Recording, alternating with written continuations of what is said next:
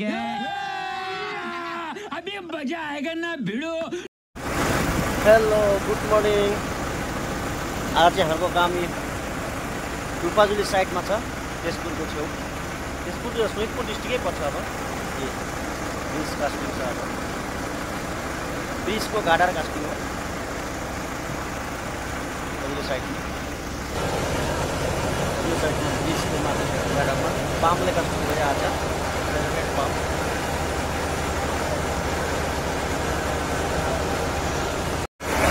Concrete pump र एजेक्सबाट casting भइरहेको छ। बिहानै आएको थिएँ र ड्युटी सुरु गर्दै चाहिँ लेट भएर अहिले 8 बजीबाट ड्युटी स्टार्ट भयो। यो माथि पातल भइरहेको छ।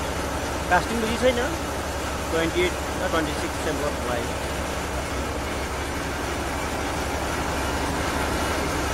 यो एलेका पनि बगानमै पर्छ। अब यहाँको जति काम छ मैले भनेकै थिएँ सबै बगानमा हो र यो साइड पनि सबै बगान एलेकै चाहिएको सब बगानमै पर्छ।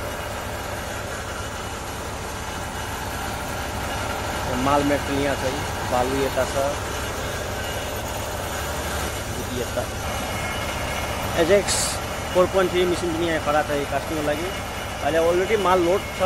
सिमेन्ट कम भएर गाडी रोकिरहेको छ गाडी, पाम्प जाम हुन्छ भनेर अलिअलि माल हाल्दै ढुटे गइरहेको छ। यहाँ माथि गइरहेको छ। माथि हामीहरूका लेबर मिस्त्री पार्टी छन्।